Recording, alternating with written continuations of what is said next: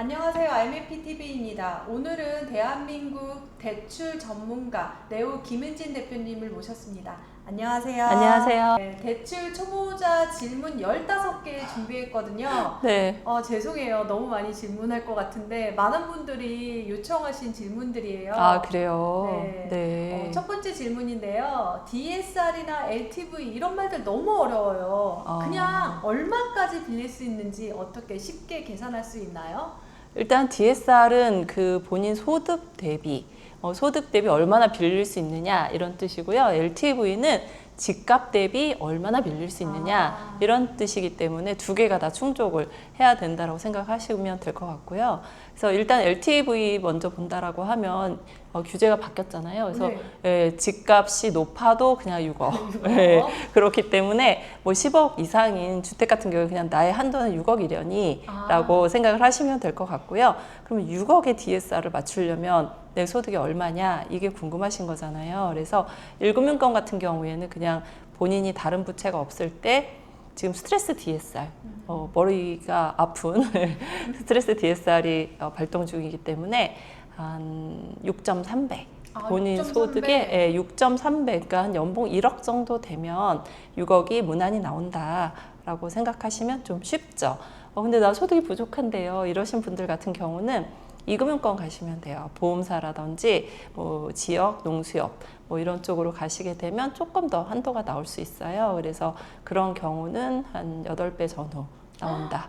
라고 생각을 하시면 되니까 내가 소득이 적은 분들 같은 경우는 처음부터 이금융권을 목표로 해서 대출을 알아보시는 게 좋을 수 있어요. 근데 이금융권이 더 금리가 비싼 거 아닌가요? 꼭 그렇지는 않아요. 정말요? 예, 최근에 이제 한 어떤 분이 보험사에서 금리가 보험사 같은 경우는 굉장히 천차만별이에요. 예, 어떤 분은 좀 많이 나오기도 하고 어떤 분은 굉장히 저렴하게 나오기도 하는데 한 4.07 정도 나온 거라서 은행하고 거의 흡사하게 진행을 하신 분도 계시기 때문에 너무 이금융권은 높을 것이다라고 겁먹지 마시고요. 진행하시면 될 것 같습니다. 그러면 금리 싼 곳을 알려주시나요?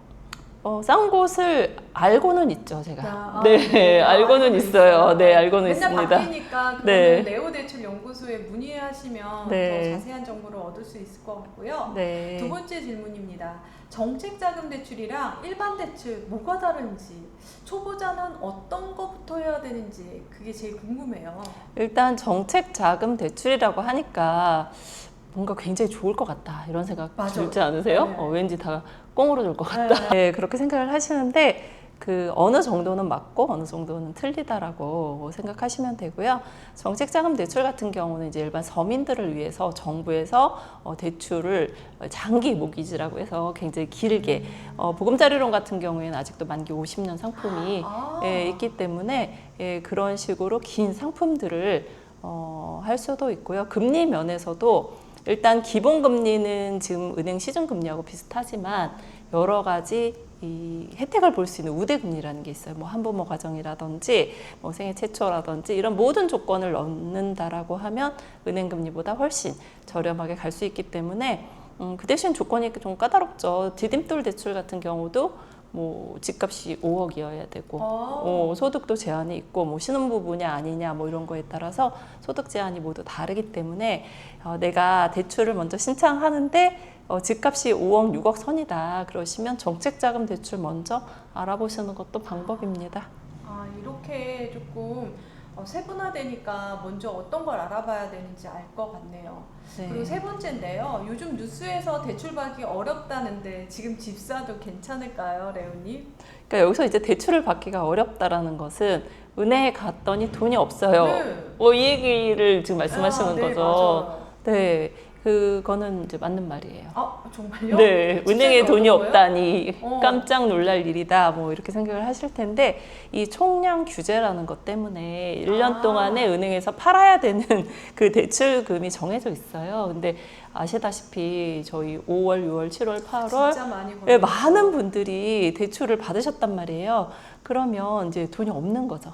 좀 이해는 안 가시겠지만 어쨌든 은행에서는 좀 아껴 써야 되는 그런 입장이다 보니 조금씩 이렇게 빵을 이렇게 나눠서 먹듯이 예, 조금씩 예, 그렇구나. 나눠서 요번 달에 다 먹어버리면 다음 달에는 먹을 게 없잖아요. 그래서 이제 3분의 1 좀 먹고 나머지는 이제 11월에 먹어야 되겠다. 뭐 이런 식으로 배정을 하고 있기 때문에 만약에 내가 집을 매수를 한다 그러시면 빨리 대출 신청을 하시는 게 좀 좋을 수 있습니다. 네, 대출 받기 어렵다라는 게 은행별로 다르다라는 얘기네요. 네, 그러면. 그렇죠. 총량을 되는 은행을 가면 되네. 그렇죠. 아, 네, 그러니까 되는 은행이 뭐 대한민국에 하나도 없다 이런 일은 없어요. 네, 그렇습니다. 예. 네. 네 번째 질문인데요. 6억까지만 대출된다는 말이 이게 무슨 뜻이에요? 집값이 10억이면 어떻게 하죠? 그러니까요. 아니 이게 20억이면 어떡하죠? 100억이면 어떻게 하겠어요? 100억 빼기 6억이에요? 그렇죠. 그러니까 100억 빼기 6억이면 94억이 이제 내 현금이 필요하다. 네, 그래서 지금 고가주택은 현금 부자들만의 리그가 아닌가 뭐 이런 얘기가 나올 정도인데요. 요번 627 그 대출 규제의 핵심이 이제 6억까지라는 거잖아요. 그래서 모든 집에 LTV 뭐 비규제 지역은 70%, 규제 지역은 50%는 있어요. 100억짜리면 원래 50억을 해줘야 되는데 50억 안에서 최대 6억만 가능하다. 네, 그런 뜻이기 때문에 집값이 10억인데 뭐 용인이다. 예를 들면 그러면 LTV가 이제 집값 대비 해주는 거잖아요. LTV라고 해서 그 집의 70% 한도 그렇네요. 내에서 그럼 원래 7억을 해줘야 되는데 대출이 6억으로 제한이 된다는 뜻이죠. 네, 네. 알겠습니다. 이제 빼기 더하기 하니까 되게 쉬운데요. 무주택자분의 질문이에요. 무주택자인 저는 처음 집 살 때 어떤 대출을 알아보면 좋을까요? 일단 뭐 모든 대출을 알아보면 좋은데 이분들이 원하시는 게 금리인지 금액인지 예, 뭐 여러 조건들이 있을 거예요. 그냥 우리가 대출을 받을 때 내가 선호하는 조건을 먼저 생각을 해보시면 좋을 것 같아요. 선호하는 조건 두 개 중에 내가 예를 들어서 나는 무조건 한도가 되게 많이 나왔으면 좋겠다. 이런 경우도 있으실 거고요. 소득이 이제 작은 분들이 그런 생각을 좀 하실 수 있죠. 왜냐면 소득이 많은 분들은 DSR 충족하시면 그냥 6억으로 그냥 묶여버리기 때문에 소득이 좀 적은데 많이 받아야 된다. 이런 분들 같은 경우 이제 이금융권 가셔야 되는 경우가 있고요. 그래서 내가 어떤 거에 치중을 할 것인지를 먼저 상담하시는 분하고 의논을 하시는 게 좋아요. 저는 한도가 많이 나와야 되는데 소득 증빙이 적어요. 라든지 저는 무조건 금리가 좋았으면 좋겠어요. 라든지 아니면 대부분의 사람들이 원하는 거는 다 좋았으면 좋겠어요. 이거잖아요. 네, 그래서 뭐 그냥 원하시는 대로 희망사항이니까 말씀은 다 하세요. 그러면 최적의 상품을 찾아 드릴 수 있을 건데요. 대부분의 사람들은 금리를 원하세요. 금리? 네, 금리가 저렴한데. 매월 내야 되는 거니까. 그렇죠. 네, 그래서 금리가 어디가 제일 저렴한지 그거를 먼저 이제 체크를 하시는 분들이 대부분이라고 생각하시면 될 것 같습니다. 그러면 시기적으로 금리가 쌀 시간이 있나요? 아니면 월이 있나요? 아니 그게 예전에는 이제 약간 공식처럼 맞았어요. 그렇죠. 5월달, 6월달 되면 금리가 좀 저렴해져서 많은 분들이 갈아타기도 하고, 네, 뭐 그리고 12월이 되면 이제 진짜 빵이 없어, 돈이 없어, 금리가 높아. 왜냐하면 금리가 높으면 해당 은행으로 안 갈 거잖아요. 그래서 그런 식으로 조절을 했었는데 올해 같은 경우는 그냥 1년 내내 높은 것 같아요. 1년 내내. 그게 왜 그러냐면 이제 은행 입장에서는 총량 규제가 굉장히 엄격해요. 그래서 계속 이제 쪼개서 팔다 보니까 금리를 낮추게 되면 그 해당 은행으로 고객들이 몰려갑니다.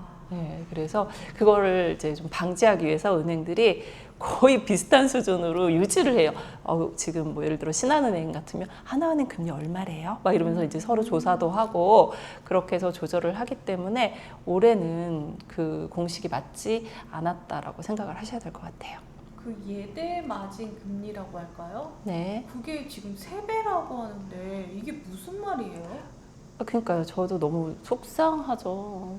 예금은 금리는 네. 그러니까 예대 마진 금리가 3배인데 최대래요 이번에. 네. 이게 이제 예금금리는 기준금리를 따라서 네. 계속 하락을 하고 있고요. 그리고 대출금리도 따라서 하락을 해야 되는데 네, 그렇죠. 하락을 하면 많은 사람들이 대출을 받을 거잖아요. 네. 네, 그래서 안 내리는 거죠. 아. 휘발유 값을 내리면 휘발유를 많이 쓰니까 휘발유 값을 안 내리겠다. 이거하고 비슷하다고 생각을 하시면 될 것 같은데 대출 받는 분들 입장에서는 억울하죠. 이게 왜 그러냐면 금리를 동결하고 내렸잖아요. 내린다라고 하는데 느껴지는 건 그렇게 내린 것 같지 않은데 그 기사를 봤는데 저도 그게 무슨 말인지 몰랐거든요. 그러니까 네오님 설명을 들으니까 그러니까 석유는 싸게 사오는데 주유수 값은 안 그쵸, 안 내리는 거죠. 많이 살까봐. 왜? 휘발유 많이 팔까봐. 네. 그렇게 되는군요. 네. 네. 그런데 이번에는 1주택자인데요. 좀 더 좋은 집을 갈아타고 싶어요. 지금 네. 대출 규제 너무 복잡한데 대출 어떻게 준비해야 돼요? 1주택자는 갈아타기 할 때? 이번 정부에서 굉장히 심플하게 규제를. 심플해요? 네, 네, 6억. 6억. 네, 그다음에 10억이 넘으면 그냥 6억밖에 대출이 되지 어. 않기 때문에 일단 내 집 팔고 그 돈 보태가지고 6억 대출 받아서 이사 가시면 됩니다. 그런데 이제 너무 많이 필요하다. 그런 분들이 많으세요. 이제 규제 지역 같은 경우에 뭐 강남, 서초, 송파 이런 곳은 집값이 많이 비싸잖아요. 그래서 난 대출이 많이 필요하다. 이런 분들은 뭐 현금을 모아서 하시거나 내 집을 팔고 최대한으로 하시고 그리고 신용대출도 이제는 본인 연봉까지 받게 되지 않거든요. 그래서 그 신용대출도 할 수 있는 만큼 다 뽑아가지고 이사를 가셔야 될 것 같습니다. 그리고 요번 이제 6.27 대책 이후로 달라진 규정이 이제 하나 있는데 전입을 하셔야 돼요. 네, 6개월 안에 대출을 받은 분들은 6개월 안에 그 집에 전입신고를 하셔야 되기 때문에 이제 갭 투자 방지를 위해서 세입자 들이지 마라, 대출 받고 본인이 거주해라, 뭐 이런 뜻이거든요. 그래서 그 부분도 염두에 두셔야 돼요. 이사 가서 정말 들어가 살 분들만 대출을 받으셔야 될 것 같아요. 그리고 전입도 하고 기존 집도 매도하고. 그렇죠, 굉장히 어렵죠. 와, 이거 매도 안 하면 회수당하나요? 6개월 안에 팔아야 되는 거니까, 그렇죠. 대출은 회수가 되는 거죠. 회수되는. 네. 그러니까 내 집을 먼저 팔고 가는 게 여러 가지로 이제 편안하시죠. 자금도 그렇고 괜히 쪼달리거나 안 팔리면 어떡하지 걱정하시는 분들 최근에 많거든요. 사실 올 초에 그랬잖아요. 집값이 조금 상승 분위기니까 내가 먼저 사고 내 집은 이제 나중에 팔아야지 이랬는데 6.27 대책이 나와서 내 집을 못 팔고 저 집은 이미 계약했고 이런 분들이 그런 분이 있어요. 수강생 중에. 그쵸. 그래서 잔금을 조금 밀어달라 이렇게 했는데도 안 돼가지고 지금 정말 이게 문제더라고요. 갑자기 맞아요. 이렇게 되다 보니까 준비를 할 때 이제 갈아타기 할 때 48 아니면 84거든요. 그래서 84로 하셔야 됩니다. 팔고 사야 된다라는 거죠.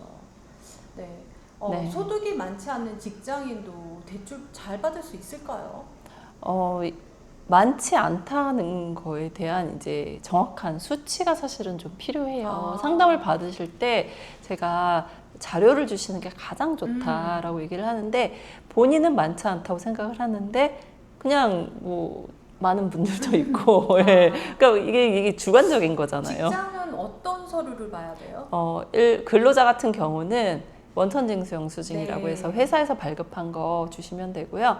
아니면 소득금액 증명원 발급하시면 됩니다. 그리고 내가 입사한 지가 얼마 안 됐다, 예, 뭐 6개월 됐다 이러신 분들은 간혹 전 직장의 원천징수를 가져오시는 분들이 있어요. 왜냐하면 작년에 얼마 버셨어요? 라고 물어보니까 그렇죠. 퇴사한 직장을 가져오는데 퇴사한 직장의 소득은 이용할 수 없기 때문에 현재 직장의 소득을 가져오셔야 되는데 그런 경우에 원천징수가 아직 안 나와요. 그렇죠. 그래서 갑종근로소득세 가져오시면 그걸로 환산해서 연환산. 환산을 하는데 네.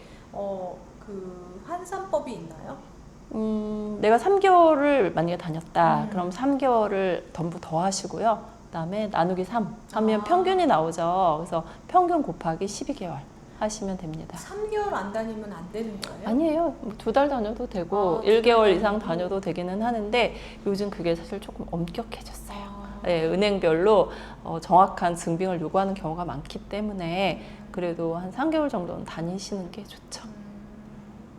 근데 이제 이분은 소득이 있는 건데 프리랜서 같은 경우는 월급이 일정하지 않은 네. 분이 있어요. 이런 네. 분들은 대출을 어떻게 받아요? 이분들이 급여가 일정하지 않은 거지 소득이 없는 건 아니시잖아요. 그래서 이런 경우는 작년 소득금액 증명원을 발급해 보면 정확한 그분의 소득이 나옵니다. 그래서 예, 꼭 확인을 해보시는 게 좋으세요. 그리고 최근에 어떤 분도 제가 여쭤봐요. 말로는 처음에 여쭤보거든요. 왜냐면 서류 달라고 하면 좀 번거롭잖아. 그래서 예, 말로 뭐 작년에 얼마 버셨는데 했더니 1억 벌었다고 하시더라고요. 그래서 내가 아, 네, 많이 버셨네요. 라고 말씀은 드리고, 그럼 세금도 뭐 많이 내셨겠네. 많이 냈다고 하시더라고요. 그래서 가져와 보시라. 소득금액 증명원 봐라. 지금 마이너스 소득이시더라고요. 아이고. 네, 창업을 하시면서 아마 경비 처리를 엄청 하신 것 같아요. 그래서 이런 분들이 많기 때문에 이 프리랜서 분들 같은 경우는 꼭 소득금액 증명원 발급받고 본인이 먼저 인지하고 그리고 진행하시는 게 좋아요. 저 이런 질문 많이 받는데 주거래은행 가면 대출 잘 받는다라고도 하고 비대면으로 하면 좋다라고 하는데 어떤 대출이 제일 좋아요?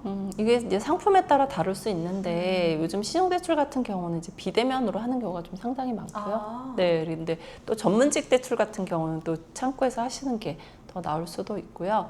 그리고 주택담보대출 같은 경우는 비대면 은행이라고 해서 뭐 규제에서 벗어난다거나 그런 거는 없어요. 그래서 똑같이 적용이 되고 있기 때문에 내가 금리 면에서 비대면이 유리한 것 같다. 그럼 그러시면 되는데 지금 비대면 은행이 뭐 그렇게 금리가 뭐 좋다고 볼 수는 없어요. 거의 은행 지점하고 비슷하기 때문에 내가 어떤 은행을 선택할지는 잘 고민을 해보시는 게 좋을 것 같고요. 그리고 이제 비대면 은행에서 안 되는 대출들이 많이 있어요. 예를 들면 은행마다 조금씩 달라요. 비대면으로 할 때 증빙소득이 아닌 분들. 그런 분들은 비대면이 안 되는 경우도 있고요. 그리고 금액이 이제 좀 크신 분들은 예전에 안 됐어요. 예를 들면 뭐 10억 이상은 대출 신청이 안 된다거나 그런 경우가 많았고요.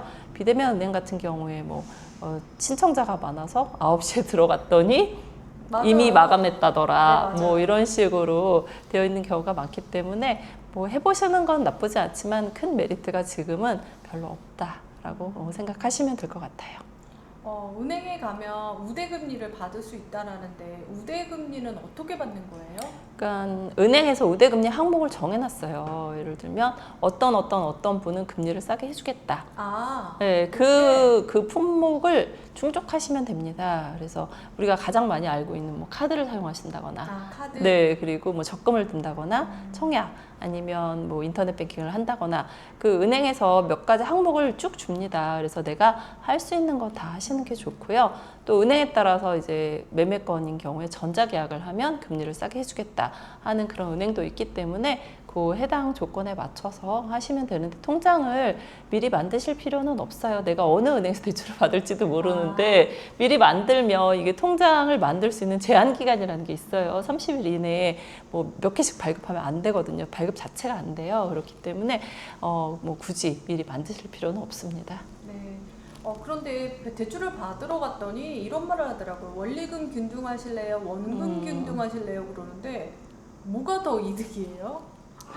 이게 이제 뭐가 더 이득이냐, 이거는 내가 은행에다가 돈을 많이 주기 싫다, 뭐 이런 의미일 거예요. 내가 이자를 많이 안 내고 싶다, 이거잖아요. 근데 이 원리금 균등, 원금 균등 방식은 이제 어떤 차이가 있냐면 원리금 같은 경우 원금하고 이자가 매달 알아서 자기네가 전산이 알아서 막 계산을 해서 우리가 은행에다 내야 되는 금액이 항상 똑같아요. 항상 똑같아요? 네, 예를 들어서 100만 원이다 그러면 이번 달에는 거의 이자만 나가고 원금은 10만 원 빠지겠죠.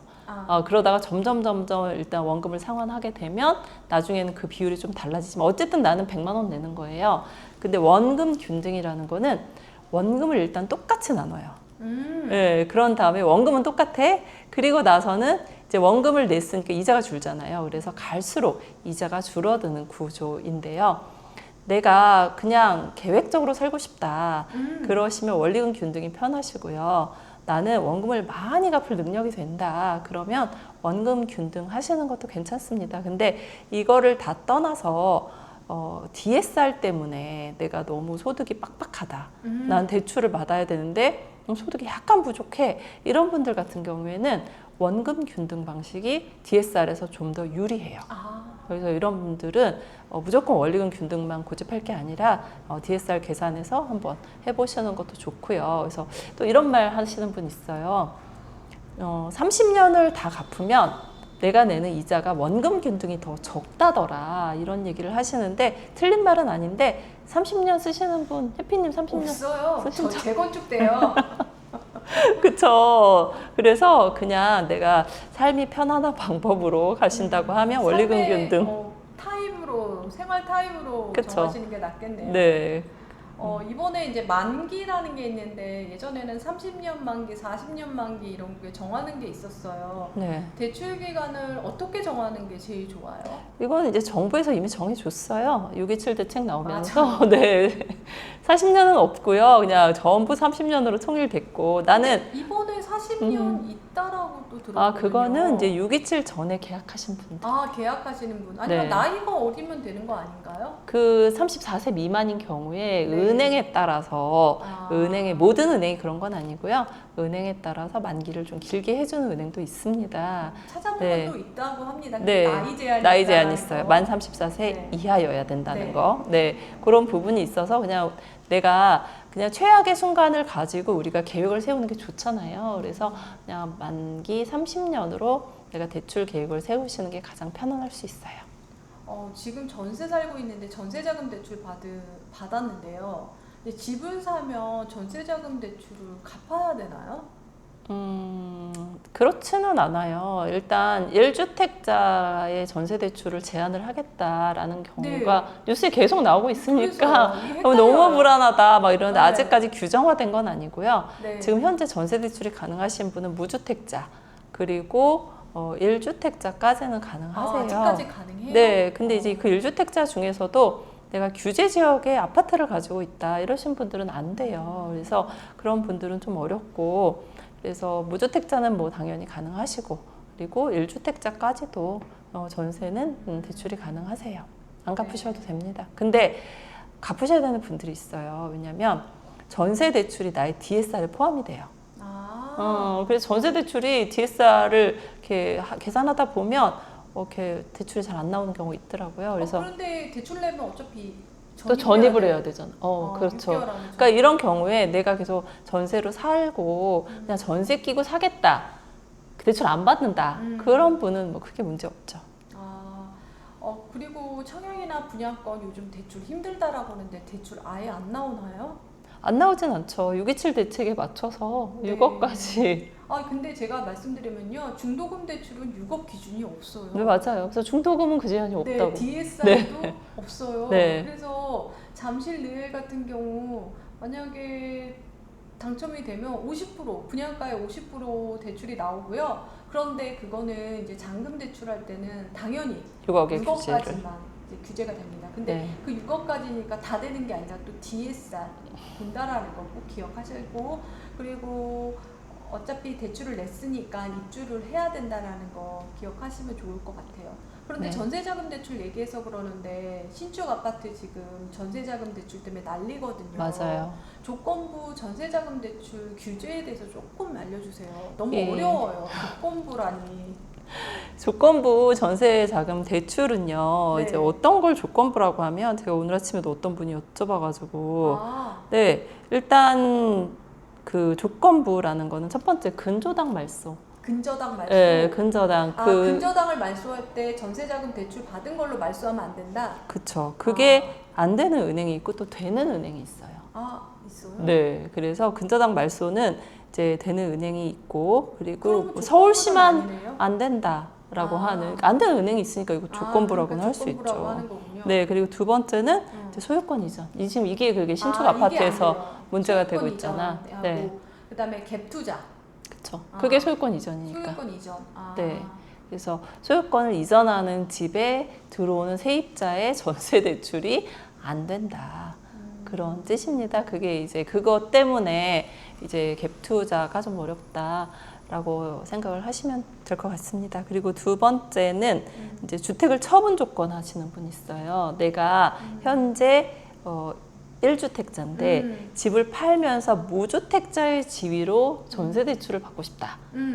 사실 그날 소유권이 없어지기 때문에 그게 가능하거든요. 근데 은행에 따라서 또 뭐 되는 은행도 있고 뭐 다주택자인 경우에 안 되는 은행도 있고 서울시는 안 되는 은행도 있고 너무 이래서 복잡하네요. 네, 너무 복잡해요. 저 보고 보고해야 돼, 보고 막. 네, 진짜 조건부네요. 네, 그래서 이런 부분들이 있어서 전세 대출이 뭐 일단 사람들이 뭐 어렵다 이런 생각을 많이 하지 않아요? 맞아요. 그 지금 전세 다 안 되는 줄 알아요. 그렇죠. 근데 지금 보니까 그래도 찾아보면 있다라고 하니까 한 줄기의 동화줄 같은 우리 레오님이 저희에게는 마대 테라사 수녀라고 왜 그러십니까? 왜 그러십니까? 한 줄기의 빛과 네. 같습니다. 네, 그래서 네. 되는 쪽으로, 그러니까 너무 낙심하지 마시고 찾아보면 이제 있거든요. 그래서 전세 대출, 근데 요즘 전세 물건 자체도 많이 없다고 없으니까. 하더라고요. 네. 네, 건수는 지금 전세자금 대출 좀 들어오나요? 거의 없어요. 그러면은 대부분 올 전세 아니면 월세로 간다는 그렇죠, 얘기네요. 그렇죠. 와. 반전세도 반전세. 거의 없고, 그러니까 전세 매물 자체가 많이 없는지 계약도 굉장히 어렵게 하시더라고요. 네. 정말 지금처럼 대출 규제가 심할 때 집 사려는 초보자는 어떤 거부터 준비해야 될까요? 막막하죠. 일단 해피님한테 어느 지역에 집을 사면 좋을지 먼저 확인 아니에요. 받으셔야 되는 거 아니에요? 그러기 전에 네. 이게 대출이 얼마 나오는지 제가 네오님하고 협업을 하기 때문에 먼저 물어봐요. 숨 넘어가요. 저희도 막 대출 계약서 들어갈 때 막 봐달라고. 왜냐면 대출 사고 나면 안 되니까. 그렇죠. 그래서 서류 막 받아가지고 정리해가지고 바로바로 피드백 받고 그리고 그래서 진행하려고 하는 것들도 여러 건 있거든요. 그래서 사실 집 살려는 초보자들은 저는 이런 전문가를 만나야 된다고 생각해요. 지금 들어도 너무 어렵죠. 근데 어렵다고 포기하시면 언제까지 전세 살고 언제까지 임대아파트 살겠어요. 사실 이 집을 구하려고 하려는 초보자들은, 집 살려는 초보자들은 당장 네오님 블로그라든지 유튜브 구독해 주시고요. 그리고 좋은 집 살 때는 전문가와 꼭 상담하시길 바라겠습니다. 네. 이렇게 같이 얘기해 주셔서 너무 감사하고요. 다음에도 뵙겠습니다. 네, 감사합니다.